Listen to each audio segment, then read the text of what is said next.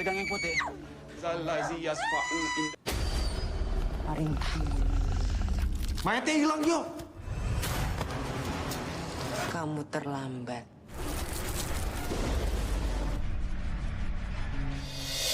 Cerita dimulai dengan memperlihatkan seorang ustadz, sebut saja namanya Arif, yang dikala itu baru saja pulang dari masjid, dan untuk memotong jalan, ia pun nekat melewati sebuah kebun bambu yang konon terkenal sangat angker di desanya.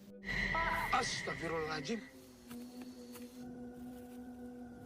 Ya, secara tiba-tiba, Ustadz Arif dikejutkan dengan kemunculan ibu-ibu yang meminta pertolongannya dikarenakan sang anak di rumah saat ini kondisinya sedang kesurupan. Ustadz Arif pun akhirnya setuju untuk menolong anak dari ibu tersebut dan bergegas menuju ke rumah mereka. Singkat cerita, di lain sisi, kita diperkenalkan dengan seorang wanita yang bernama Ningrum. Apa alasan Ningrum ada di tempat ini? Nanti kita bakal tahu sama-sama alasannya. Di rumahnya, Ustadz Arif segera mengobati sang putri yang kesurupan dari ibu itu. Kemudian di sana juga terlihat ada suaminya juga anak laki-lakinya yang lain. Dan singkatnya, Ustadz Arif pun berhasil mengeluarkan makhluk halus yang saat ini sedang bersemayam di tubuh gadis sial itu. Kemudian, suami dari si ibu pun berniat mengambil air untuk Ustadz Arif minum. Namun, ia pun terkejut dan berteriak sangat kencang karena tiba-tiba saja mendapati jika sang istri saat ini telah tewas dengan cara dipenggal kelapanya. Di tengah keterkejutan Ustadz Arif di rumah itu, tiba-tiba saja gadis yang semula sembuh langsung bangkit dan berniat untuk menghabisi Ustadz Arif. Tapi kemudian muncul sesosok yang langsung juga memenggal kelapa gadis itu hingga ia pun tewas, yang rupanya itu adalah Ningrum. Entah apa alasan Ningrum melakukan semua itu, tapi yang jelas setelah itu, satu keluarga itu pun langsung dihabisi semuanya oleh Ningrum dengan cara yang sama. Ustadz Arif yang terkejut, syok dan juga merasa takut, berusaha untuk perlahan keluar dari rumah itu, mencari bantuan dengan para warga dan melaporkan semuanya ini yang baru saja ia alami. Kemudian cerita berfokus pada seorang reporter majalah cetak bernama Daru, atau nama lengkapnya adalah Darusman. Ia saat itu sedang datang ke sebuah TKP karena ada pembunuhan dengan cara yang sangat aneh dan juga misterius. Jantungnya menghilang dan hanya jantung saja yang diambil oleh sang pelaku. Di sana ia pun sudah berjanjian dengan sahabat baiknya yang bernama AKBP Aryo untuk mengungkap teka-teki dari masalah kali ini. Namun, berdasarkan barang bukti yang diberikan oleh Aryo, Darus juga di sini tidak mengetahui apa penyebab pastinya dan motif sang pelaku melakukan semua ini, karena semua ini adalah kejadian dan juga fenomena yang sangat langka sekali. Kemudian singkatnya, Daru pun meminta kasus ini agar sebaiknya diangkat di majalah cetak yang saat ini telah ia geluti bersama dengan bosnya. Akan tetapi Aryo pun menolak dengan alasan jika bukti-buktinya belum sangat kuat untuk diulas dan diberitahukan kepada masyarakat luas. Karena kesal dengan sikap Aryo itu yang menahannya, akhirnya Daru pun memutuskan untuk pergi. Lo itu jangan terlalu nganggep remeh tabloid gosip. Kasus ini naik sekarang terlalu sensitif.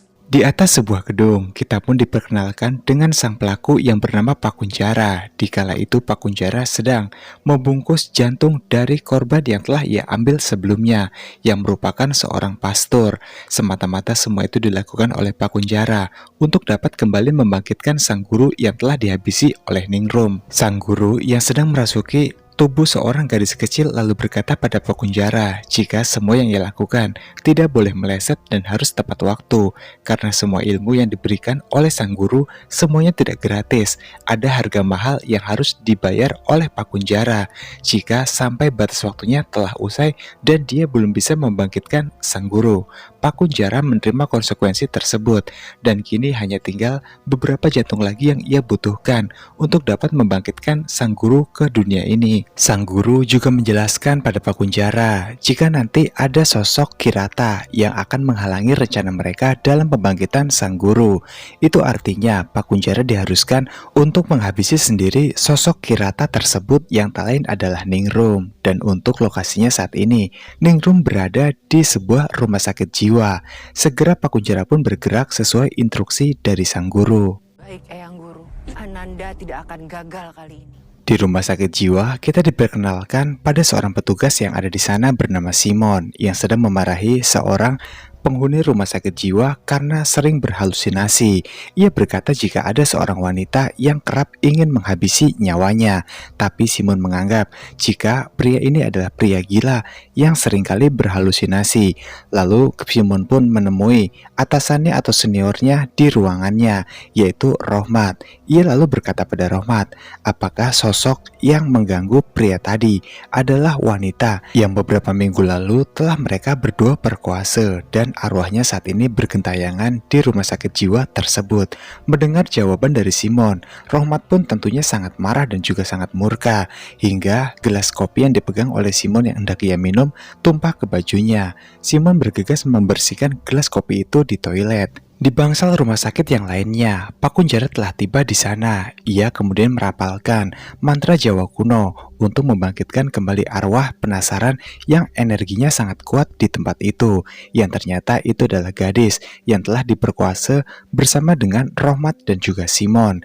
Singkatnya kemudian Pak Kunjara pun membuat sebuah penawaran pada arwah penasaran itu, yang dimana Pak Kunjara akan memberikan dan meminjamkan kekuatannya untuk sementara, sehingga sang gadis dapat membalaskan dendamnya. Dan sebagai gantinya, setelah balas dendamnya telah selesai, arwah gadis itu pun diharuskan menghabisi sosok Kirata yang ada di rumah sakit jiwa ini yang tak lain adalah Ningrum.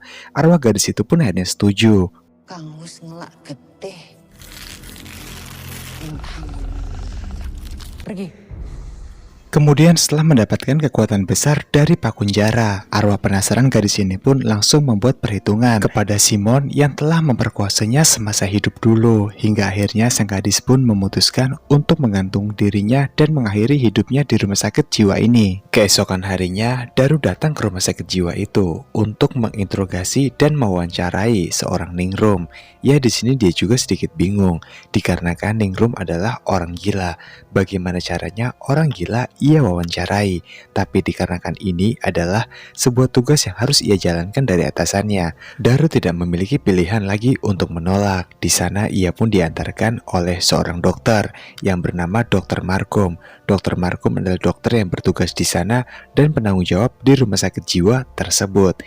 Singkatnya kini kita pun telah melihat Danu yang telah mewawancarai seorang Ningrum, dan seperti biasanya Ningrum pun di sini hanya diam. Dia tidak ingin banyak bicara, mengingat semua perkataannya pasti tidak akan dipercaya oleh siapapun. Kalau saya ceritakan semuanya, Tadi sebelumnya gue dibilang kan kalau dia gila. Anda tidak akan percaya.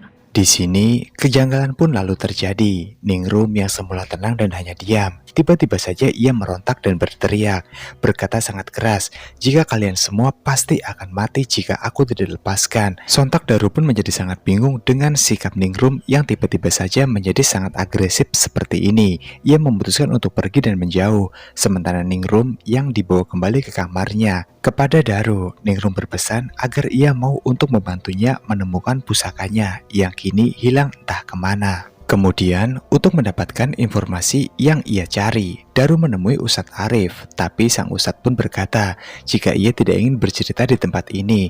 Lalu Daru pun diajak oleh Ustadz Arif ke sebuah lokasi. Kepada Daru, Ustadz Arif menjelaskan jika dulunya masa lalunya adalah seorang pemakai narkoba bersama dengan sang kekasih. Yang sayangnya dari insiden itu, sang kekasih tewas karena terlalu banyak mengkonsumsi narkoba itu alias overdosis. Sementara Arif yang diberikan keselamatan oleh Tuhan, sehingga ia pun lebih memantapkan diri untuk memeluk agama dan memperkuat agamanya hingga menjadi sosok ustadz seperti sekarang. Makanya habis itu aneh belajar agama.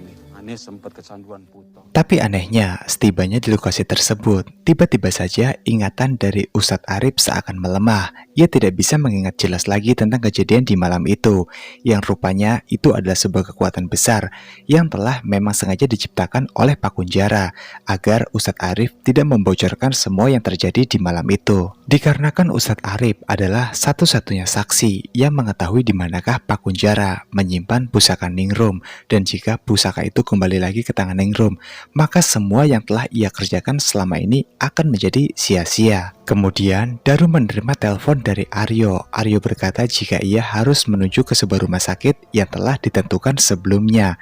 Di sana ada bukti-bukti yang mereka butuhkan.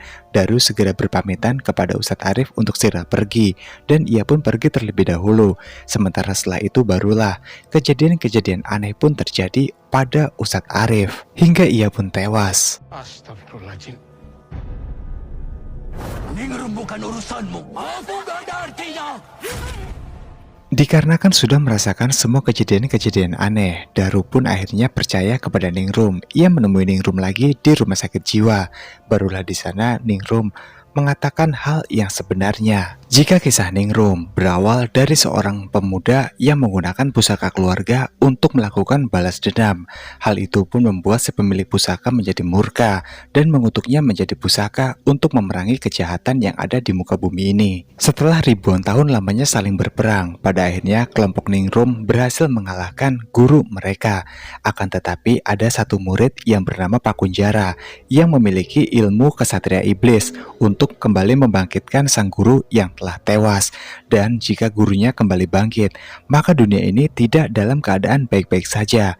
Itulah alasan mengapa di awal scene tadi kita diperlihatkan jika Ningrum telah membantai satu keluarga. Semata-mata semua itu mereka bukanlah manusia, melainkan para makhluk jahat yang akan menghasut umat manusia nantinya. Kemudian Daru mendapatkan sebuah telepon dari Aryo yang memintanya untuk datang ke rumah sakit dikarenakan Pak Ustadz yang tadi berbicara dan diwawancara oleh Daru saat ini telah meninggal dengan cara yang sama, yaitu kehilangan jantungnya.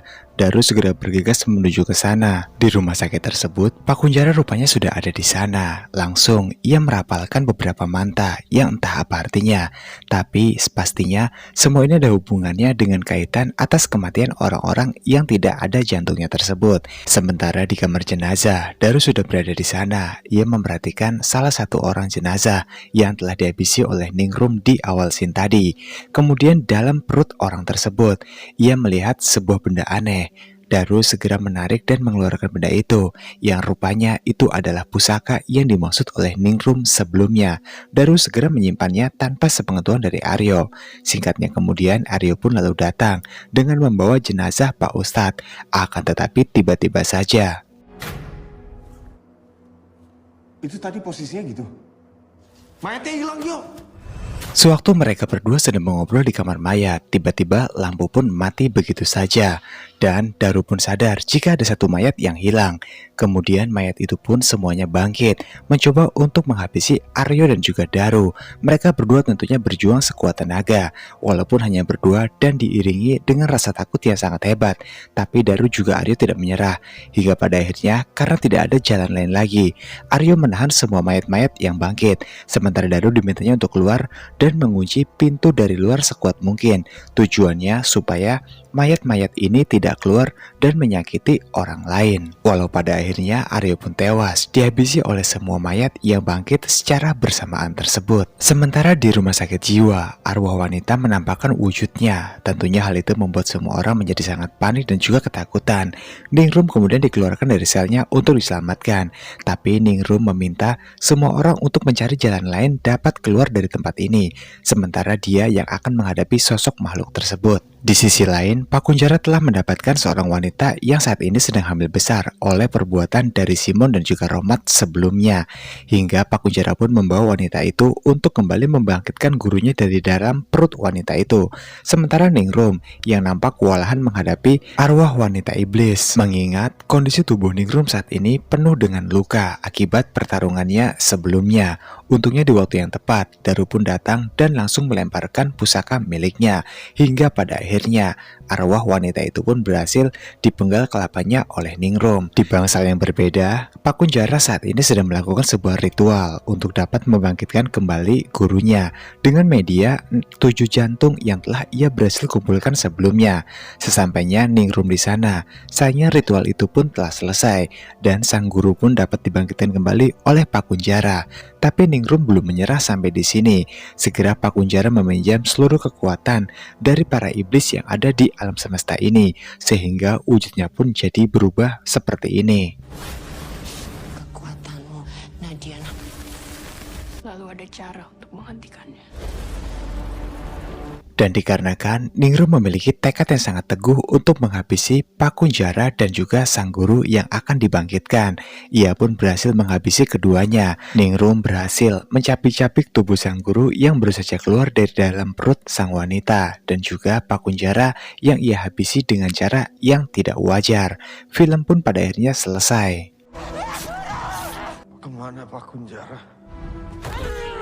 Kalau ada kekuatan jahat di luar alam kita yang sedang mengancam, gak akan ada orang yang percaya.